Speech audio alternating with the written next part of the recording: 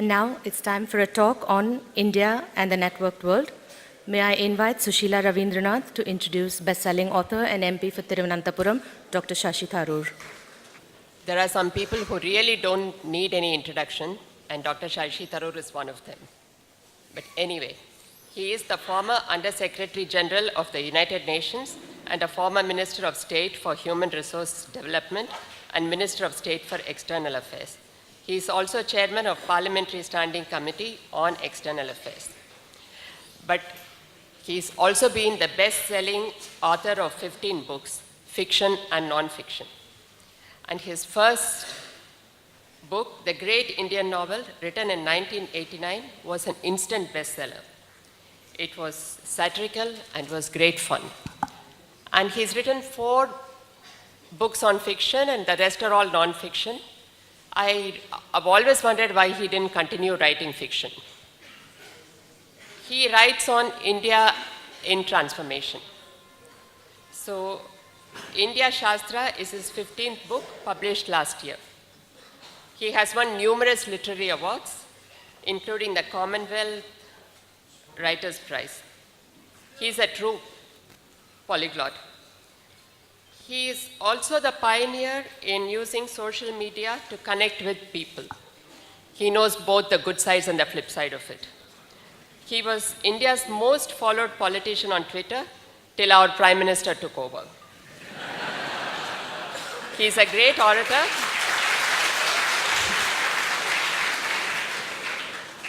His recent speech in Oxford went viral for many months. I don't know how many speeches go viral. Dr. Tharoor has strong views about the net and its advantages. He has said that poverty line is not the only line the leaders have to think about, but also the fiber optic line that connects us. Those not connected would not have access to the brave new world. May I invite Dr. Shashi Tharoor to talk about the networked world?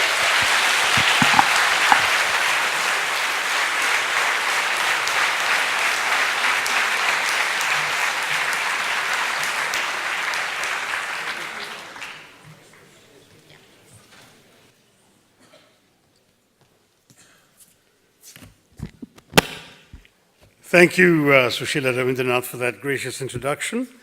And thanks for the warm applause. I thought the first time around you were applauding for the Prime Minister having overtaken me. But I'm glad that I'm delighted to be here. In fact, the Hindu Literary Festival has been a fascinating experience. I've also had the delight of watching my son making his debut as a fiction author here. And it's been 2 great days, I'm sure, for all of you in this wonderful auditorium. In 2012, when I wrote my book, Pax Indica, India and the World of the 21st Century, many sort of thought that I was talking about some Pax Indica like Pax Britannica or Pax Americana, some sort of global domination.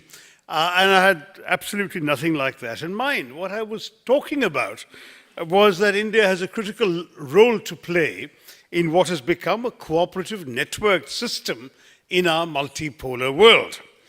So the idea of Pax Indica was not of some sort of world leadership or even as a next superpower, as some people have rashly called it. They've stopped calling it that now in recent years, but I remember one of my many so-called controversies in the media was when I said, how can we be the next superpower when we are still super poor? Which of course remains sadly still true. But Pax Indica, in my view, was about India's role in shaping the emerging global network, which is what defines international relations and world politics in the 21st century. So, since this was supposed to be a standalone lecture, I thought I'd better give you all some points to take away, and I was wondering how best to tackle this when I was reminded that in the First World War, President Woodrow Wilson had announced 14 points to end the war, and the French President Clemenceau had said 14 points? Even the good Lord only needed 10. So I thought, having no aspirations to either emulating Wilson or the good Lord, I would stop short of 10. So let me give you 9 points to frame my lecture, and then I'll take your questions or comments as we go along. So the first point is that there's no escaping globalization. When I left for the US to go to graduate school back in 1975, the word globalization was not used. It didn't exist pretty much. Yet I realized my own life has been something of an epitome of it. A Malayali boy born in London, raised in Mumbai, high school in Calcutta, college in Delhi, graduate school in the United States, worked in Europe, worked in Southeast Asia, and finally ended up back here amongst all of you. There's probably a better example that went around the internet a few years ago during the 10th anniversary of the tragic death of Princess Diana. You don't have to stop me if you've already heard this before, but it's the story of how this is a classic example of globalization. You might well say, what's poor Princess Diana got to do with globalization? Well, think of the tragedy this way. An English princess with a Welsh title leaves a French hotel with her Egyptian companion, who has supplanted a Pakistani. She gets into a German car with a Dutch engine and is driven by a Belgian chauffeur full of Scottish whiskey. They are then chased. They're chased by Italian paparazzi on Japanese motorbikes and scooters into a Swiss-built tunnel where they crash. A rescue is briefly attempted by an American doctor using Brazilian medicines, and the entire story is being told to you here in Chennai by an Indian member of parliament from Thiruvananthapuram. So there's globalization.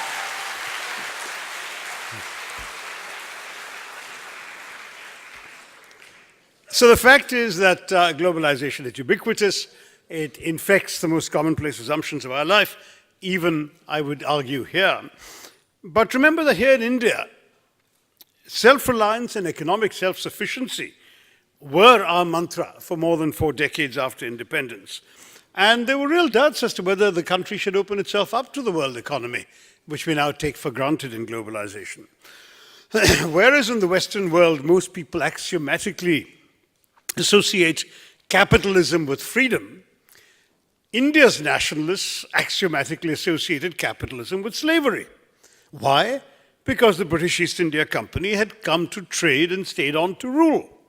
So our nationalist movement was indeed instinctively suspicious of every foreigner with a briefcase, seeing him as the thin end of a neo-imperial wedge. The unarticulated assumption was, they say they're coming here to trade or to invest, but what they really want to do is to rule you. Which only goes to show that one of the lessons you learn from history is that history can sometimes teach you the wrong lessons. So we went in a very different direction from, well, actually in the direction that most developing countries went into, but different from a handful of post-colonial countries like Singapore.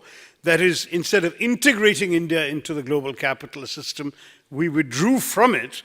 The British had already reduced us to just 2% of global trade by 1947, but by 1980, we were down to 0.2% of global trade, having essentially cut ourselves off from the global economy by throwing up the protectionist barriers, making self-reliance the slogan, and spending 45 years after independence with bureaucrats rather than businessmen on the commanding heights of the economy, essentially, therefore, subsidizing unproductivity, regulating stagnation, and trying to distribute poverty.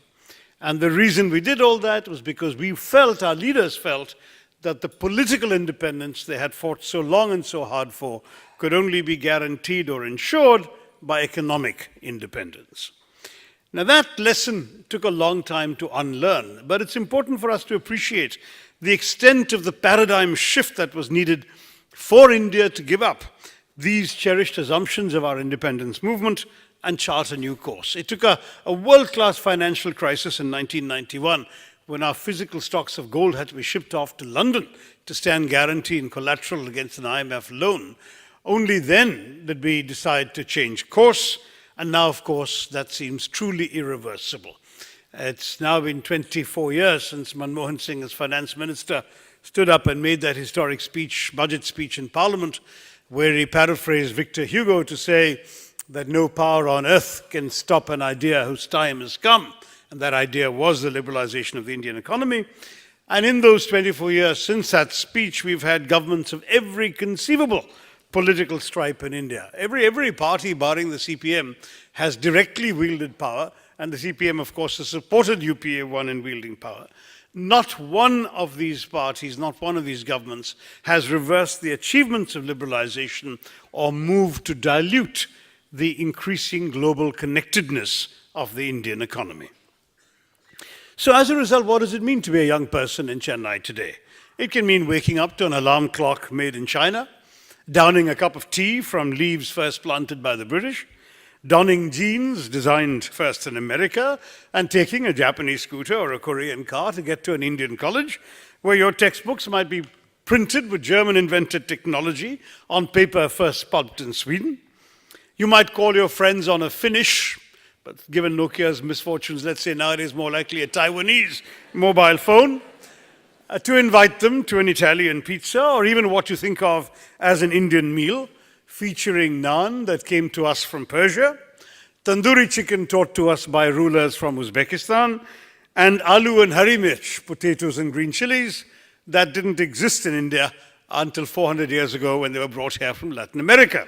And of course, the most desi thing of all is suspicion of anything foreign.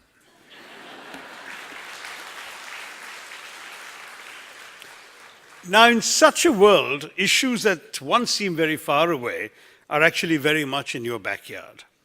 What happens in East Asia or Southern Africa, from protectionist politics to deforestation, desertification, the fight against AIDS, climate change, can affect your lives where you live here in South India. And your choices anywhere, what you buy, how you vote, can resound far away. As someone once said about water pollution, we all live downstream. We're all interconnected, and we can no longer afford the luxury of not thinking about the rest of the planet in anything we do. Second, there is a paradox at the heart of this globalized new world. So when we think about the forces of globalization irresistibly transforming the world, we think, of course, of the information technology revolution that brings to our breakfast tables and our living rooms and our computers and our mobile phones snippets of information and glimpses of events from every corner of the globe. These are the forces of convergence which have made the world one village, one market, one audience. But the opposite also exists. We have to think about the changes that terrorism and conflict have also wrought in the world. The aftermath of 9/11 and 26/11 in our country, the war on terror, the rise in violent manifestations of intolerance, and of course the wars in Iraq and Syria and Yemen and elsewhere. These are the forces of disruption, which threaten to create new divisions between haves and have-nots, between North and South, and between people of different religions, different creeds, different cultures. In other words, the very forces that through globalization are pulling us together seem at the very same time, through international terrorism and conflict, to be driving us apart. This is the defining paradox of our age, and living with this paradox is at the heart of the challenges of our brave new world. Third, globalization does not flow only in one direction. Now, this is not a particularly new insight. In fact, when the Indian industrialist Jamshedji Tata was denied admission to Pike's Hotel in Bombay at the peak of the British Empire in the 1890s, he simply built a grander, more opulent hotel that was open to Indians. Pike's had a sign saying Indians and dogs not allowed. So then he built instead the Taj Mahal Hotel where Indians were allowed. I think dogs still were not, but I may be wrong there. The Taj is today considered one of the finest hotels in the world, whereas Pike's has long since closed. Now, when the same Mr. Tata set up India's first ever steel mill in the face of implacable British hostility in 1905, a senior imperial official sneered at the time that he would personally eat every ounce of steel that an Indian was capable of producing. What a pity he didn't live long enough to see the descendants of Mr. Tata buy the remnants of British Steel when they acquired Chorus a few years ago. Might have given him a bad case of indigestion. And I wonder what else he might have felt if he'd lived to the internet era and seen that little photograph going around the internet last summer, of the British Prime Minister having won re-election and going off to Buckingham Palace in an Indian-owned car, the Jaguar, escorted by another Indian-owned car, the Land Rover. Enough to give us all a slight post-colonial frisson, I think, right? But in other words, it's time to set aside the stereotypes of who can and cannot excel in our globalizing world. Just a generation ago, everything, the tallest, the biggest, the best, was by or in the United States of America. Today, that's no longer the case. The smartest executive jets in the world are made by Embraer of Brazil. The tallest building in the world is currently in Dubai, which overtook the previous tallest building in Taipei, which in turn has supplanted one in Malaysia. The world's biggest plane is being built in Russia and Ukraine. The challenger to the Panama Canal, cutting through Nicaragua, is being built by a Chinese company. The biggest shopping mall is in Beijing. And the country with the highest per capita income is not the United States, it's Singapore. 30 years ago, 25 years ago, all these categories would have been headed by the United States. The US does remain the world's sole superpower, but others are catching up fast in various areas where it alone had once been dominant. It's not so much the decline of the West as the rise of the rest. Growth projections for Brazil, Russia, India, and China, the original BRIC countries, indicate that they will collectively match the collective G7 share of the global GDP by 2050, if not 2040. A couple of decades ago, no one would have mentioned India and high technology in the same breath. The migration to America of a number of Indian engineers from the 1960s onwards helped create a new perception of India amongst those they worked with. The engineers had a solid grounding in their field, in the IITs and the various other engineering colleges here. They excelled in the freedom afforded to them in the US.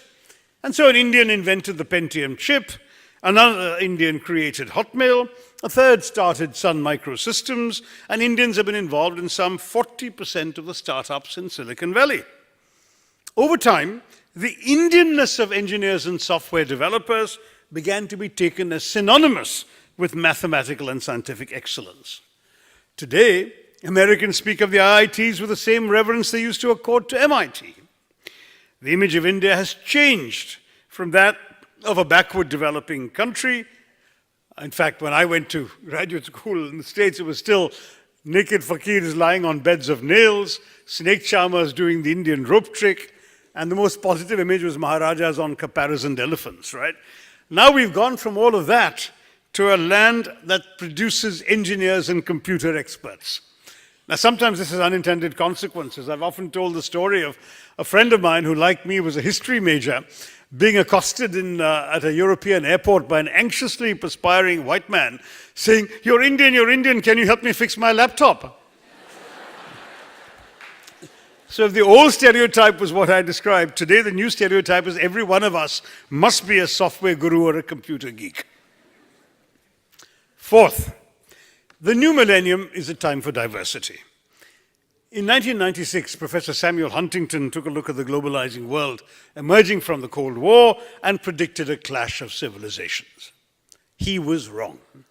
Civilizations are not monoliths. Each of the civilizations he analyzed actually has a great deal more of diversity within it than he allowed for. And religion and culture are merely amongst the many variables governing the actions and policies of states. Very often, states with a religion in common may have other differences amongst them. And certainly in foreign policy, take, for example, the contrasting positions taken by Iran and Pakistan on the Taliban rule in Afghanistan. And you immediately see that there cannot be any such thing as a monolithic Islamic entity in world affairs. The leaders of tomorrow, and I hope there are many of them amongst the young people in this hall, will have to know both how to live with change in a varied world and how to live with contradictions. I mean, I've been using for 25 years in my speeches the line that anything I can tell you about India, the opposite is also true. And it is. We like to think of ourselves as an ancient civilization, but we are still a young republic. Our IT experts stride confidently into the 21st century, while most of the rest of our population lives in each of the other 20 centuries. But what's interesting is quite often these opposites coexist quite cheerfully. One of my favorite images of India, again, that went around the internet, is from the last Kumbh Mela but one. And it was an absolutely cliched photograph in every other respect but one. So in this photograph, you've got this naked sadhu, right out of Hollywood central casting for naked sadhus, you know. Matted hair, wispy beard, wart on his face, broken teeth, Rudrakshamala around his neck, looking away, staring away into the distance. And you would think, my God, what a cliched picture of timeless otherworldliness. But in this photograph, this naked sadhu is chatting away on a mobile phone. Now, this is, of course, in many ways emblematic of the Indian paradox. And when I suggested it to my publishers as a perfect cover image for my book, The Elephant, the Tiger, and the Cell Phone, I was told, no, it's too much of a cliche. But the fact is that cliches are cliches because they are true. And what's important is to realize we're functioning in a world where a naked Hindu holy man comfortably uses a cell phone, and we have to embrace both the possibilities and the complications that that represents. Now, one of the paradoxes of our globalizing world is that if the 20th century has made the world safe for democracy, in that famous phrase from the First World War, then the challenge of the 21st century is to make the world safe for diversity. The world as a whole must reflect the idea that is already familiar to the handful of multi-ethnic democracies we have, like India or America, that it shouldn't matter what the color of your skin is, the kind of food you eat, the sounds you make when you speak, the God you choose to worship or not, so long as you want to play by the same rules as everybody else and dream the same dreams. It is not essential in democratic India to agree all the time, so long as you will agree on the ground rules of how you will disagree. But the world doesn't quite yet function on that principle. And these tendencies that I've been describing to you for the last 20 minutes, the author, American author Benjamin Barber, wrote an interesting book called Jihad versus McWorld, in which he posited these two options as the twin prospects facing humanity. And I quote, "Jihad in the name of 100 narrowly conceived faiths against technology, against pop culture, against integrated markets, against modernity itself," unquote, versus a McWorld of globalization run rampant, a world of fast music, fast computers, fast food, fast cars, with MTV, Macintosh, and McDonald's pressing nations into one commercially homogeneous theme park, unquote. Now, both Jihad and McWorld, of course, end up by obliterating our most precious possession, our sense of what makes us special, our distinctive individual identities. We need to strive for a world in which we can preserve our individual identities and yet work in cooperation with each other. The only solution is to fight for diversity. Fifth, and I'm afraid each of these points seems to imply a but to the previous point. But the new networked world is seeing the rise of old problems. We think of religious wars and crusades as relics of medieval history, yet they have come back to haunt us in the second decade of the 21st century with the rise of ISIS or Daesh. Why are so many political grievances, real or imagined, articulated in religious terms? The answer surely lies in the primordial nature of religious identity. As a writer, I'm attracted to what one might call the cultural construct of identity, of which religion is only a part, and to many not even the most important part. But when other avenues of identity mobilization are either restricted, as happens in autocratic states, or difficult, as happens in societies where political patterns are entrenched and admit few interlopers, which we see widely in the Middle East, then ordinary people tend to fall back on the one identity that seems basic to them, and that's their religion. Secular intellectuals like Amartya Sen, or for that matter myself, may give equal weight in enumerating their multiple identities. They may give equal weight, in Amartya Sen's case, to the tag of being an Oxbridge Don to the fact of being born in a Hindu family. Or I might say that at certain moments it's more important to me that I'm a cricket fan or a Stephanian, as to the fact that I'm born in a Nair family or a Hindu family generally. But people who think like that have to accept that we are a minority in today's world. And it would be unwise indeed for us to ignore the clarion call of religious fanaticism to so many desperate young men and even so many young women around the world. We see that these problems of the network world are increasingly even being reflected in our country. And of course, there can be something precious and valuable about religion, about having a faith that allows a human being to see himself at one with others, stretching their hands out towards God around the world. But can we separate religion from politics? Can we dream of a world in which religion has an honored place, but where the need for spirituality will no longer be associated with the need to belong?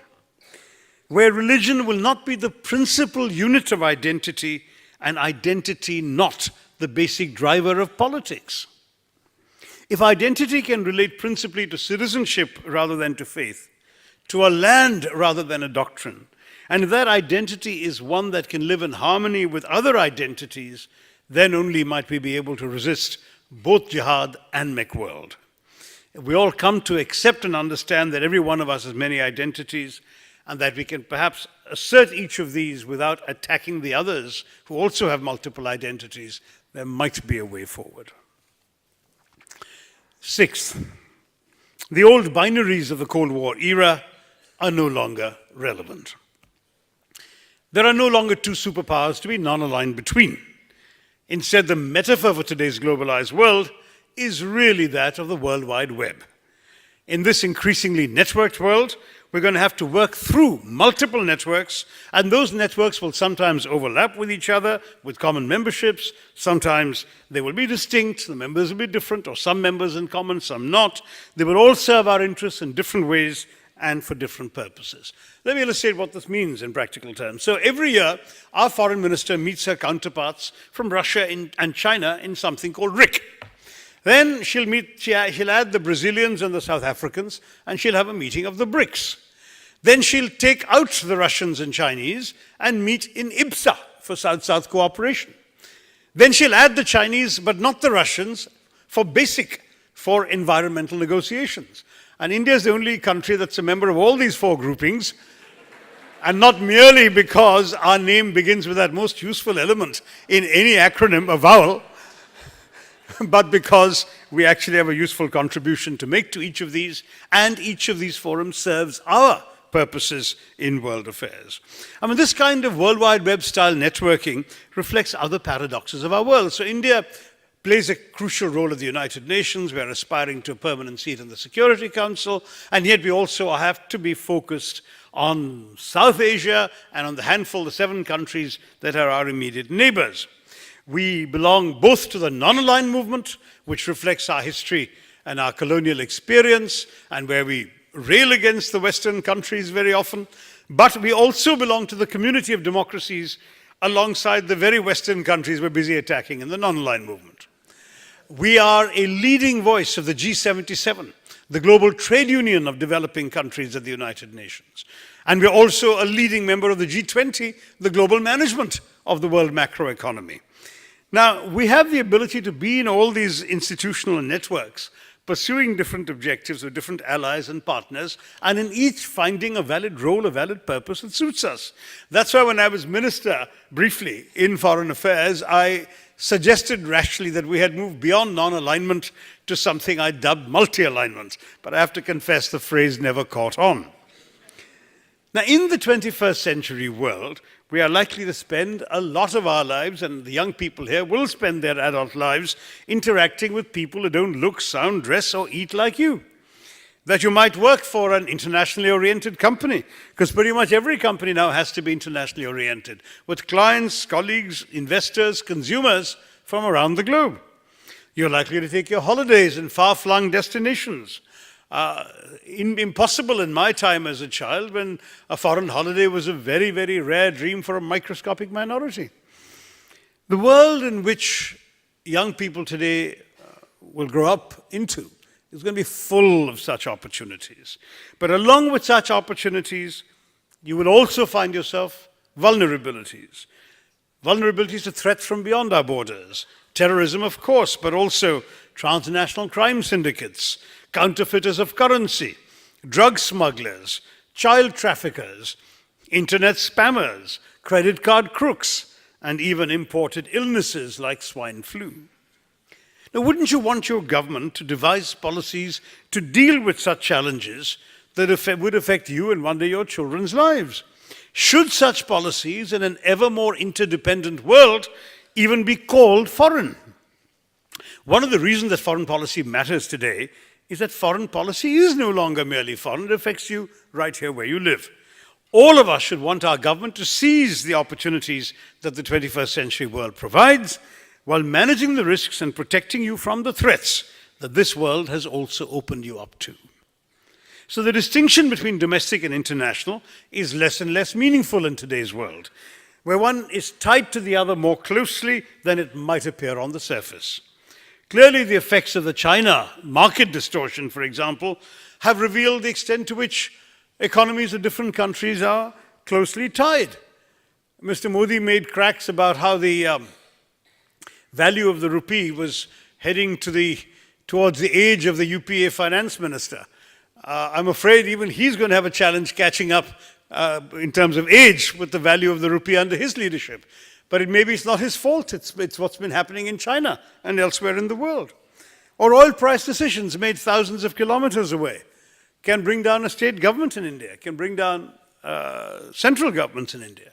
So that interdependency is very, very clear. Seventh, this involves working for change on the global scene. The dominance of a handful of small industrialized Western countries, especially in the international financial institutions, the so-called Bretton Woods organizations, principally the World Bank and the IMF, looks increasingly anomalous in a world where economic dynamism has shifted irresistibly from the West to the East. With all of this, and the emergence of course, new powers, new economies, new countries, which, unlike China, were omitted from the high table set up in 1945, we have clearly reached a point where there is need for a system redesign of global governance to ensure that all countries can participate in a manner commensurate with their capacity.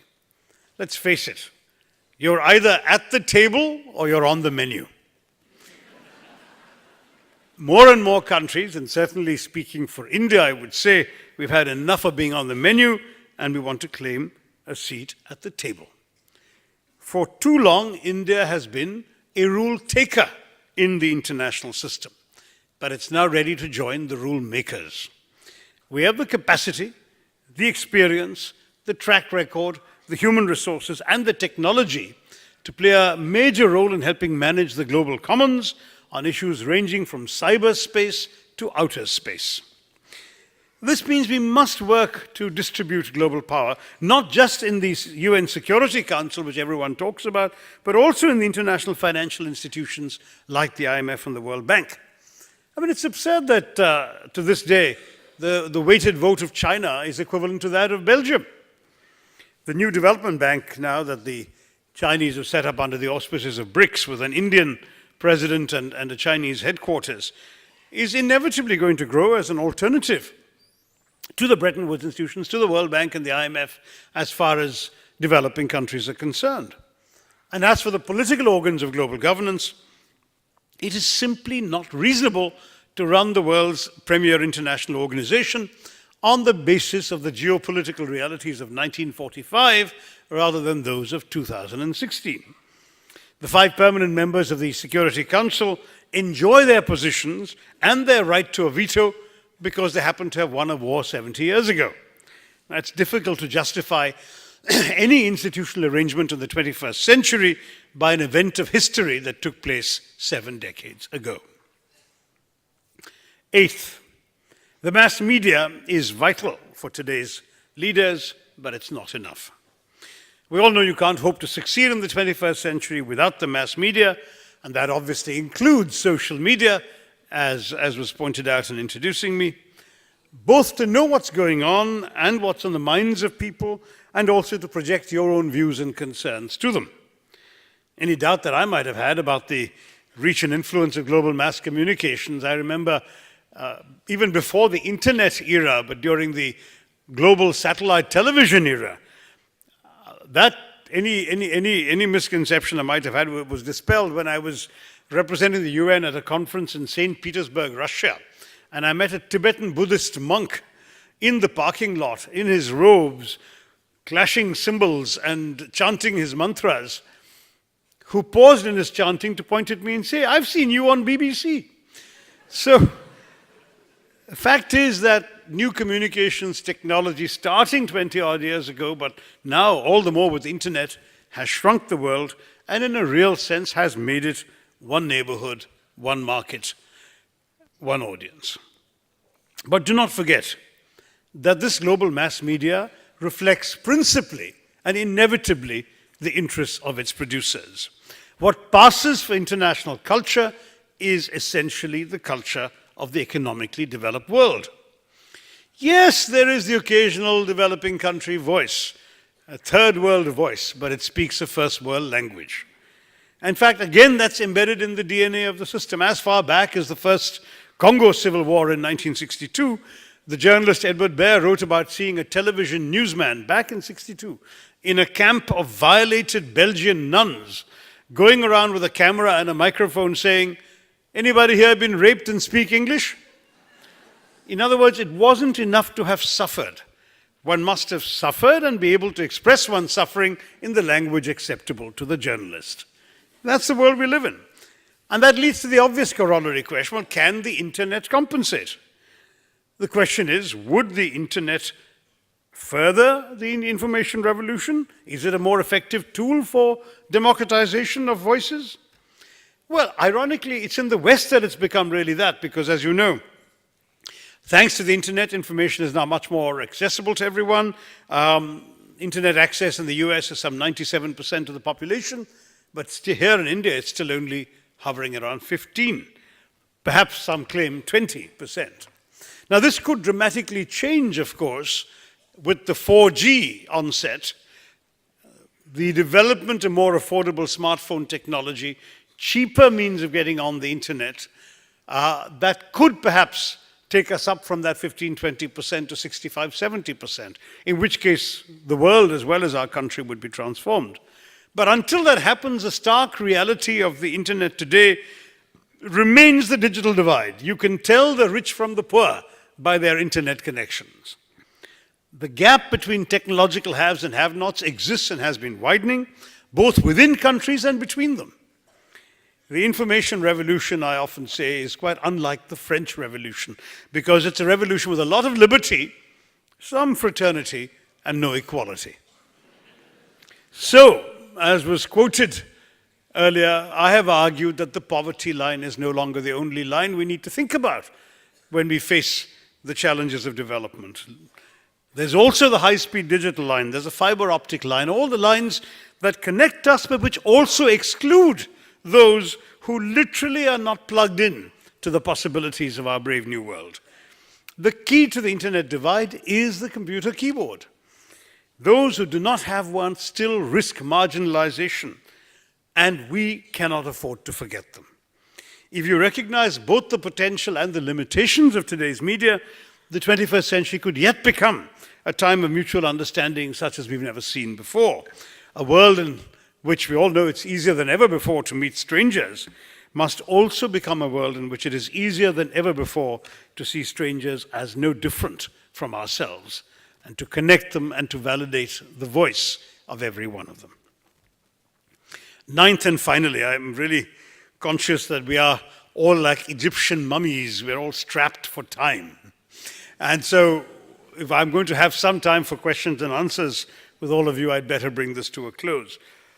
I believe that we do need to be conscious that in describing this globalized, networked world, we must not fall into the easy elitism of looking at it only from the top down. The fact is, we all have a responsibility to be conscious of those who are not as fortunate as we are, those who don't get to attend literary festivals. I had the privilege as a young man of working for those who've lost everything, the world's refugees. When I was younger than perhaps the majority of people in this room, I found myself running the UN's program for Vietnamese boat people rescued at sea and brought into the port of Singapore. And I could tell you lots of stories about that, but I'll never forget one family which had left Vietnam in a tiny little boat with a cannibalized tractor engine. And sure enough, the engine conked out and the boat started drifting on the South China Sea. And the parents were essentially living on rainwater and hope. But they had two small babies with them, an infant and a brand new baby just a few weeks old. And they couldn't live on rainwater and hope because they'd run out of food and water. So what did they do, the parents? They slit their own fingers and made the infants suck their blood as the only available source of nutrition. When these people were rescued, as it happens, by an American ship, they were so weak they could not stand. They had to be bodily lifted on board the ship. And when the ship came into the harbor, my staff and I broke every rule in the book to rush these people to intensive care. And then to see the same family a few months later, healthy, well-fed, well-dressed, and embarking on new lives, that, to my mind, offered the kind of satisfaction that few jobs in the world can do. And to my mind, that's been a worthwhile motivation to have. To realize what a great privilege it is to be able to put your head to the pillow at night, knowing that things you've done during the day have made a difference to human beings' lives. Whether you do that in politics, whether you do it in UN work, whether you do it as students, as writers, as journalists, whatever you do professionally, each of us has the possibility of making a difference in the lives of other people. And that, I think, will ultimately, at the individual human level, bring us to the kind of world where the networks actually are also networks of hope and compassion, and not merely of geopolitics and ideology. Let me pull my strands together. My basic point is that we have to think beyond world leadership and global domination and all of these foreign policy concepts to cooperative relationships in a networked world. Sovereign nation states will continue proudly to guard their sovereignty, but the world will inevitably push them together in ways that transforms the very definition of the idea of sovereignty and dilutes its meanings. The ultimate purpose of any country's foreign policy is to ensure the security and well-being of its own people. But the old autarkic ways of doing this will no longer work. The fact is that most of us belong to a view of the world that sees things principally in terms of our own country. I'm proud to wear an Indian flag on my lapel and have done so since before getting into politics. But at the same time, as I think about the world, I realize that, yes, we proudly and perhaps somewhat chauvinistically celebrate our Independence Day every year.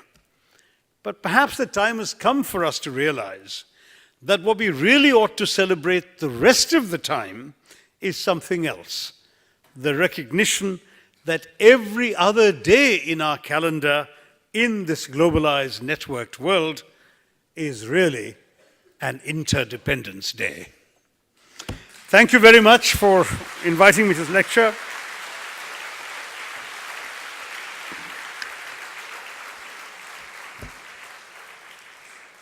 And despite everything I've said, Jai Hind. I'll take your questions. Now, how is this going to be done? Are you going to play traffic policewoman and choose the questioners? Shall I come and sit? Hello. Yeah. Sir, I'm also from Kerala. Nice to have you here and hear your speech. I would like to know your... Identity politics rears its head again. Go ahead. I would like to know your opinion about the brain drain problem in India. And also, many of our students are going abroad because they found that education system in our country is not sufficient and more theory oriented than skill or practical knowledge. I would like to know your opinion in this. Okay, well, on the brain drain, I actually was never hugely convinced about that, and I'm less and less convinced today because, in fact, you're right, the brain drain did happen in the sense that a lot of qualified people with good degrees, doctors, engineers, and so on, went abroad. But they did not stay unconnected to India.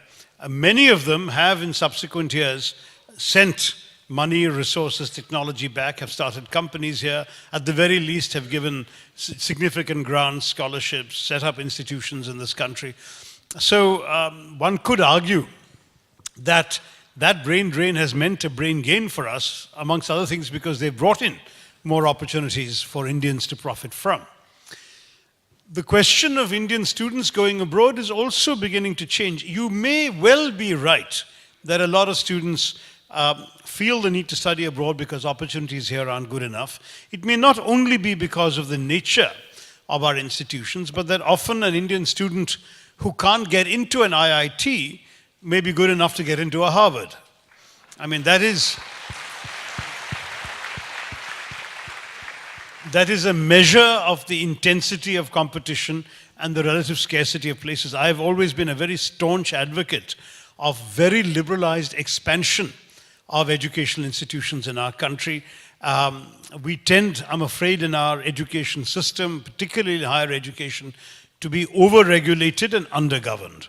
And our system doesn't make it easy to set up institutions, to run them autonomously, and so on. So there may be a reason why people go.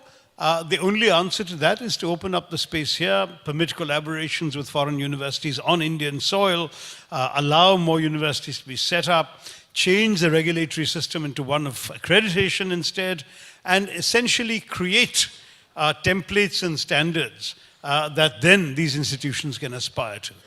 The private education space is growing, but it's also unaffordable to many. The public education space is where we need to see much more emphasis and resources. And I'm glad to say there's a lot of good, constructive new thinking going on. Not just inside government, where perhaps often it is said that government is the graveyard where good ideas go to die. There are places, for example, Azim Premji University is specializing in studying the issues of education and coming up with constructive policy suggestions. There's a lot happening out there. At the end of the day, however, what is striking is the number of students coming back. I would tell you in the 60s or 70s, pretty much every Indian student who got a scholarship and went abroad, unless they had a family business to come back to in India to run or inherit from their parents, anybody who went abroad stayed abroad. Today, that is simply not true. A lot of Indian students are coming back after their studies, and a lot are not going at all.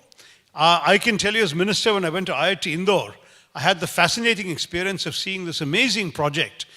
We have an astrophysics project with a gigantic telescope, which is one of only two of its kind in the world. The other one is somewhere in America. The professor running the project was a tenured professor at one of America's best universities. He came back to India to run the project at IIT Indore. And his doctoral students, including he had a bright young team leader amongst the doctoral students working with him, a young Muslim boy from a village not far from Indore, who had been offered full scholarships by the top 7 universities in America in the field, MIT, Caltech, Houston, Harvard, I've forgotten which are the ones, and he turned them all down to work with this Indian-American professor here in Indore and moving. So I think the narrative is changing, and I hope we'll be able to have more such opportunities to showcase this kind of change in future. Dr. Tharoor. Wherever you are. Yeah. Hi. Congrats on a brilliant and engaging speech. Thank you. One point you said about we all have been dismissing Huntington's thesis of the clash of civilizations. But with the emergence of the Daesh again, do you think we have been too dismissive? There is some element or some grain of truth in what Huntington is saying, which we are kind of trying to gloss over, especially in the context of many of the people who are joining the ISIS They are from the West, from the Europe, I mean the people from there. Your take on this? There is first of all, a definitional problem in identifying a civilization. So Huntington, for example, had this notion of Western, which he defined as Judeo-Christian civilization. He had Islamic civilization. But as you know, the battle that Daesh is fighting and the resistance Daesh is facing are also from fellow Muslims. Daesh is fighting against Muslim governments and Muslim rulers, whom they deem to be insufficiently Islamic, and other Muslim countries are attacking Daesh, just as some Muslim countries or Muslim benefactors once ill-advisedly financed them. So you're seeing that there is a serious division within Daesh. Even the very example you gave of Western Muslims coming to fight alongside Daesh raises serious definitional questions. What is Western civilization? If these are people who all went to Western schools, ate at McDonald's, watched Hollywood movies, drove cars, ate, wore jeans, went to Starbucks, whatever, how come Western civilization left them untouched? In which case, what is Western civilization? You remember Mahatma Gandhi was once asked, what did you think of Western civilization? And he replied, I think it would be a good idea. There are these genuine challenges. So my own view is, the problem with the theory is that it's too simplistic.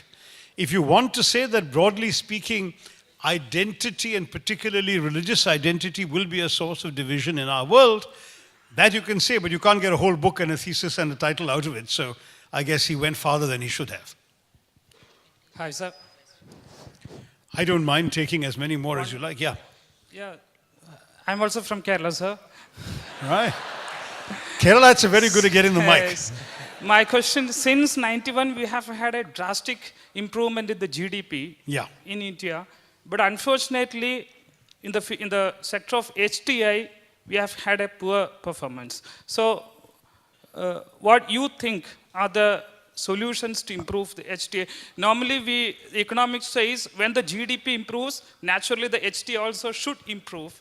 But it's not happening in India. What is the reason for that? One simple answer, political will. Now, there is one place where I can point to Kerala with some pride, because in Kerala, the human development indicators are comparable to those of developed Western countries, because successive governments have chosen to strengthen these indicators. So you've actually had state resources being pumped into education, into hospitals, into government schools, in various institutions up and down the chain. Whereas sadly, in some Indian states, that has not happened. I thought you were going to go and say that despite GDP going up, the rich have become rich and the poor have become poorer, which is simply not accurate. There has been a gap, yes, but in fact, we've pulled about 1% roughly of our population out from below the poverty line every year. The absolute numbers of poor people in India have shrunk by about 10 million a year every year, even while the population has grown. So that has worked. But you are right that other indicators of human development have not progressed. If you start breaking India down into various states, then you'll get a clearer picture. You'll find that a state like Kerala, if it were ranked, in fact, most of the southern states, including Tamil Nadu, if they were ranked on a global index, they'd have a pretty decent rank in the top 40 or 50. But because they're part of India, and India as a whole also has UP and Bihar and Orissa and Rajasthan and so on, the HDI numbers are on the whole much lower. And what changes that is political emphasis, political will, the willingness of governments to expend resources on these things and not on other things. Hello. Good evening, Mr. Tharoor. Hi, sir. Well, whoever has the mic. Hello, Mr. Tharoor. Yeah. Here it is. Hello. My Hello. name Sir, is... this is Ajay here. Excuse me? And somebody on top of the mic. Okay. Here I am. Oh, here you are. All right. So after him, then we'll come up. Okay. My name is Manish Dubey. I'm not from Kerala. I'm from UP. Where are you from? I'm from UP. So, From UP. All right. so first of all, let me confess that I came here in Litfis just because of you, because to listen to you. And I think that is shared by most of the people here. So I'm an ardent follower of you and all your works. Thank you. So coming to my question, I just wanted to know your take on, atheistic society in the future. You discussed in your point number 5 that, the nexus between religion and politics. And in that sense, how do you think in future will the society will go in an atheistic way of life, or let's isolate ISIS or Daesh in this context, and let's discuss only on the globalization and the role of internet in making the enlightened mind. And I'm atheist. Let's discuss not discuss on that. But still, will it go into an atheistic society? The concise. No, I think the trend is in the opposite direction. What I'm seeing is that the thrust for secularization, agnosticism, atheism was actually stronger in the middle of the 20th century, when there was also a great deal of disillusionment because of the wars and destruction of the first half of the 20th century. A lot more people were prepared to turn away from religion. Whereas today the trend is much more towards religion. And not just any one religion, but multiple religions, including, frankly, what we're seeing in India with the use of the politics of religious mobilization coming into play, and people openly pursuing religious polarization before elections and so on. So I think rather than heading towards atheism, we're heading towards more use of religion and more consciousness of religion as an embodiment of identity. Sorry, what was that warning you were flashing? How many minutes left? Hello? Hello? Somebody on top, yes. Yeah. Sir, actually, India need not have internet knowledge 80%, 90%. We don't need so much knowledge like America or something. We need only 30%, 40%. Who will grow food? What about the agriculture? What about the cotton? What about the fisheries? So we don't need everybody to learn internet, and that's not a knowledge. Internet is just giving informations.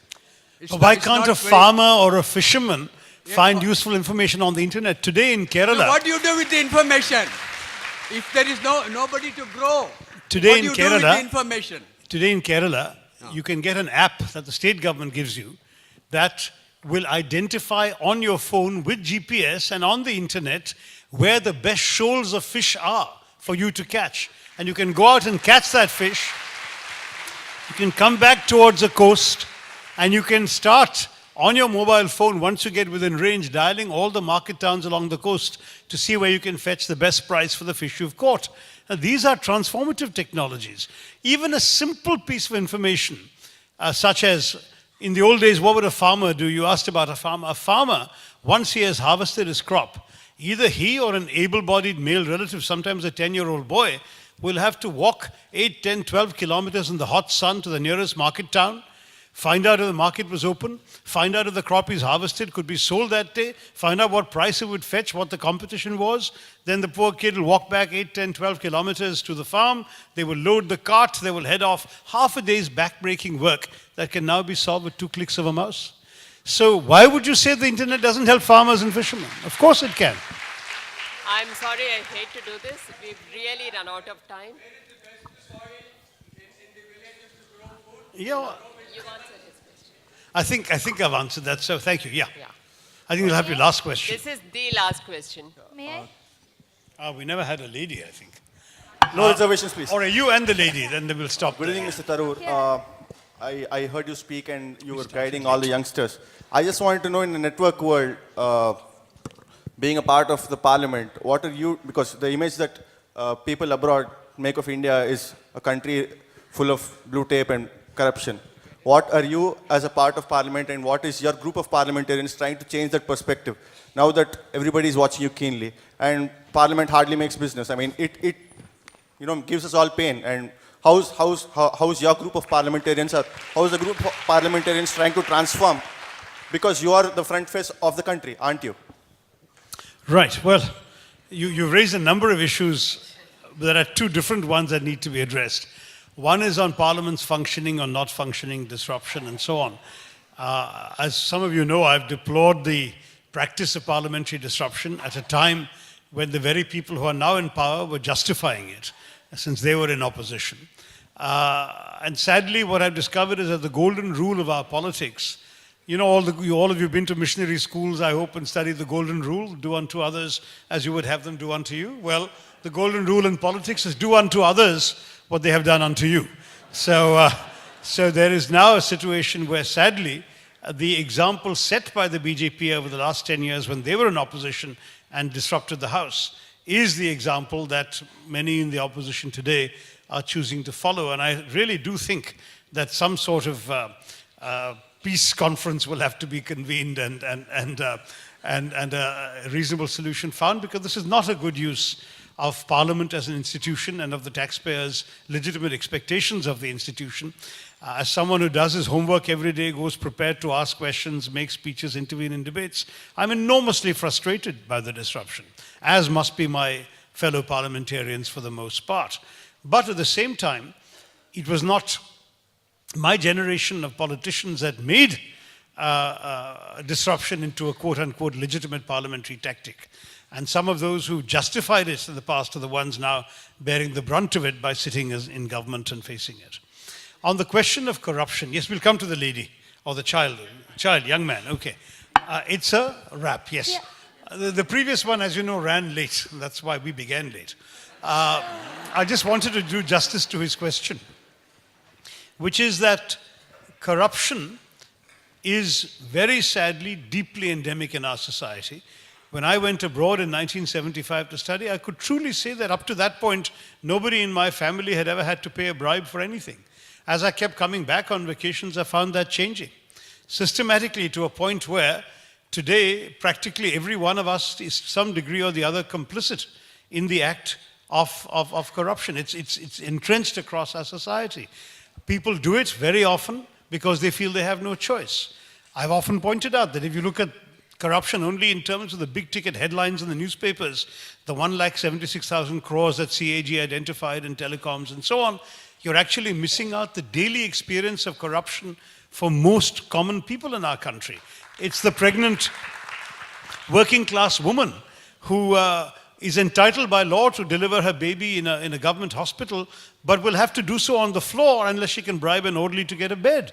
Or the person who loses a father or a mother and will not get the death certificate in time unless they're able to bribe the municipal clerk.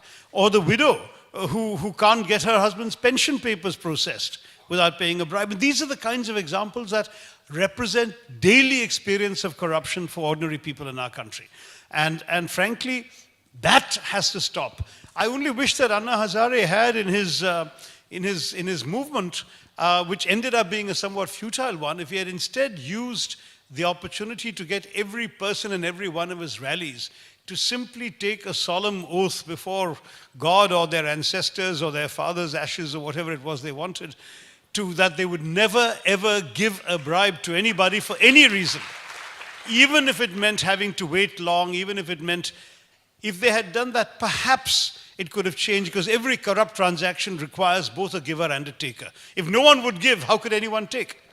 But the point is, we all give. We all give because the Indian attitude is, if we don't give, the other chap will give, my rival will give, my business competitor will give, so I better give.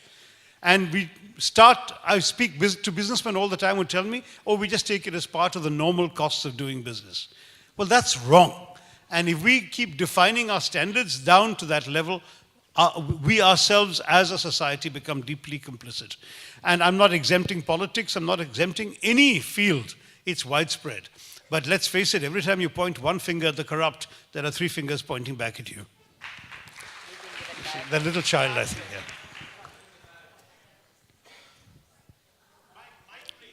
Oh, he had the mic, didn't he? Oh, don't pull it away from a little boy, that's terrible, come on. Yeah, it's come. Thank you for the How old are you?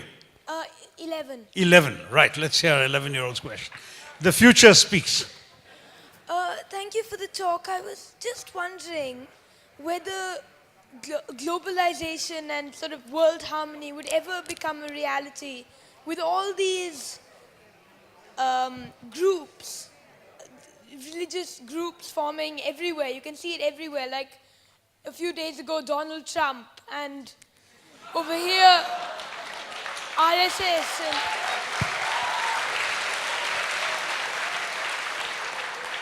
And Don't let the dawn trump this debate. Look, I mean, I don't know. I smashed my crystal ball on the way over, so I can't predict the future. But I will say that what's interesting is that both forces exist at the same time. The forces that are pulling us together, the forces that are pushing us apart. Ultimately, your generation is going to have to make some of these choices. You're going to have to work towards a different sort of world. I think if we can promote, as I said in my speech, a way in which we can respect people's differences, accept that each of us has these differences, but accept too that we are entitled to have those differences. And if we can create a culture and an attitude, both in our own country and in our relations with others, that promotes that, maybe we will have countries eventually learning to live with each other. Look, nothing is irreversible in history. For 1,000 years, for example, the British and the French were at each other's throats. They were each other's bitterest enemies. Today, it's almost inconceivable. You can't think of the British and the French going to war with each other. Or the French and the Germans, same story. They've become such close friends today. So everything can be changed. We can, I believe, hope for peace, hope for understanding, have a more united, globalized world, and your generation will have to work for it. Thank you. So nice to end on this optimistic note. Thank you.